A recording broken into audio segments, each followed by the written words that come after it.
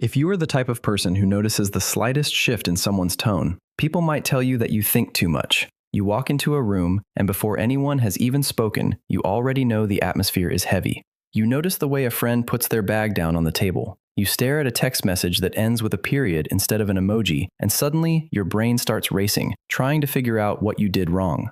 On the surface, society calls this being overly sensitive. They tell you that you are making a big deal out of nothing. They say you just need to relax and stop overanalyzing every little detail. But what if your overthinking is not a personality flaw? What if it is not about you having too much free time to worry? What if this exhausting ability to read a room is actually a survival mechanism your nervous system developed to keep you safe?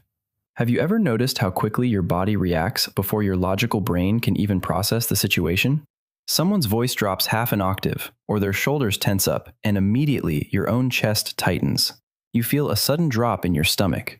You start rehearsing apologies in your head for things you haven't even done. People call you observant or tactful. But deep down, is it really just being tactful? Or are you desperately scanning the environment for any sign of danger? Psychology has a name for this. It is called hypervigilance. It is an involuntary state of high alertness. Your brain is acting like a radar that never powers down, constantly sweeping the room to predict the storm before it hits. But where did this radar come from? Who taught you that peace is fragile and can be shattered at any moment? Usually, this kind of emotional intelligence is not learned in a classroom. It is forged in environments where things were unpredictable. Maybe you grew up around a caregiver whose moods shifted without warning. One minute everything was fine, and the next minute, slamming doors and silent treatments became the norm. When a child cannot predict when the next emotional explosion will happen, their brain adapts. It learns to read the micro-expressions. It learns to listen to the sound of footsteps in the hallway. It learns to analyze the exact pitch of a sigh.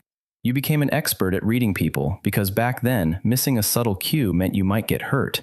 You learned to make yourself small, to be helpful, to fix the mood before anyone else even realized it was broken.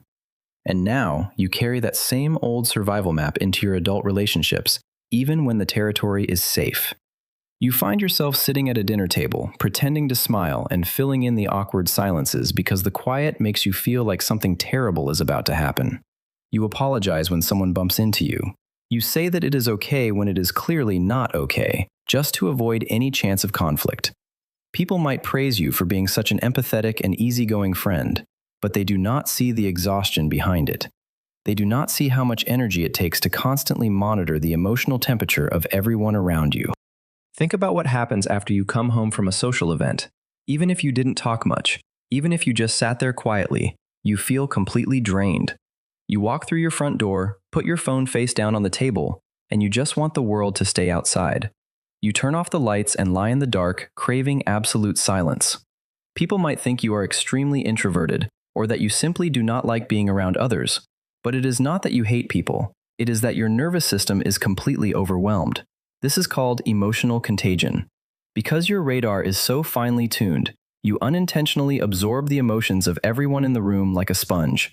If someone is stressed, you feel their stress in your own shoulders. If someone is quietly angry, your heart beats faster. You are carrying the emotional weight of an entire room, and no wonder you have nothing left for yourself at the end of the day. You try to explain this feeling to others, but it sounds irrational. You tell a friend that you feel a relationship is shifting, even though nothing bad has actually been said. They tell you that you are just being paranoid.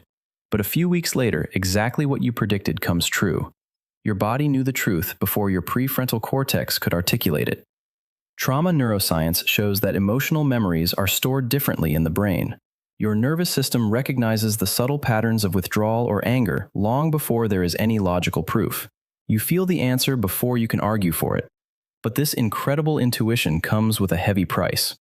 Because the radar sometimes misfires. It reads a neutral silence as a threat. It turns a delayed text message into a sign of abandonment.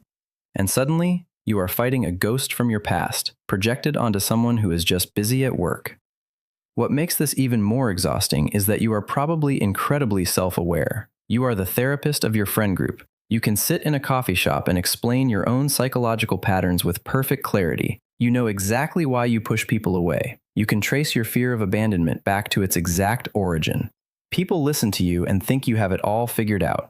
But knowing the root of the problem does not automatically fix it. You can logically know that a friend is just busy at work, but your hands still get cold.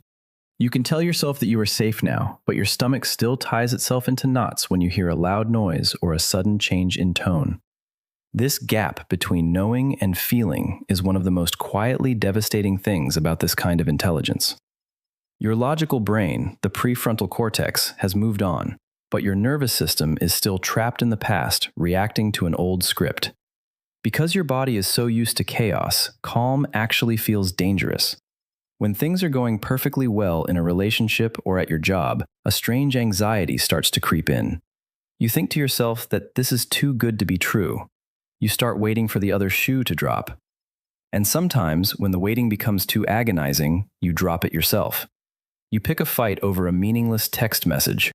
You distance yourself from someone who has only ever been kind to you. Society looks at this and calls it self-sabotage. They say you are ruining your own happiness. But if you look closer, it is not about destroying happiness. It is about regaining control. In your past, the quiet moments were usually just the calm before the storm.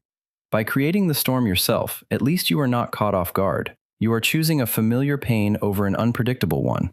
But living like this takes a massive physical toll. You are running a high-performance emotional radar on battery power that is constantly in the red. You wake up tired. You feel an inexplicable heaviness in your chest that no amount of sleep seems to fix. You isolate yourself not because you do not want connection, but because connection requires so much processing power. You spend hours lying in bed, staring at the ceiling, replaying conversations from 3 years ago, trying to find the exact moment you might have said the wrong thing. You are trying to solve a puzzle that does not exist, simply because your brain is addicted to the act of scanning for threats. If any of this sounds like you, the most important thing you need to hear today is that you are not broken, you are not crazy, you are not too sensitive, and you do not just have an overthinking problem. You have a nervous system that learned to protect you in an environment where no one else would. That hyper-awareness, that ability to read a room, that constant scanning for danger, it was a brilliant survival strategy. It kept you safe when you were small and vulnerable. It is a profound form of intelligence born out of necessity. It was your armor. But here is the gentle truth. The war is over. You are not in that unpredictable environment anymore. You are not trapped in that old relationship. The territory has changed, but you are still carrying the heavy map of a dangerous world, and it is exhausting you. Healing does not mean you have to lose your empathy or your ability to understand people. It simply means teaching your body that it is safe to power down the radar. It means learning that a delayed text is sometimes just a delayed text.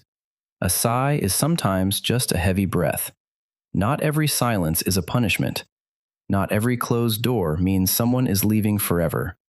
You can start by simply pausing the next time you feel the urge to overanalyze a situation, taking a deep breath and reminding your body that it is safe right here, right now. You do not have to carry the emotional weight of everyone around you. You are allowed to put the bags down. You are allowed to take up space without apologizing for it. So I want to ask you something. Are you the type of person who is constantly absorbing the emotions of everyone in the room until you are completely drained? Or do you wish you could just find the off switch for your radar for just one day? Let me know in the comments. And if this video helped you make sense of something you have been carrying for a long time, consider subscribing. We decode the hidden psychology of everyday life, one misunderstood behavior at a time. Take care of yourself, and I will see you in the next one.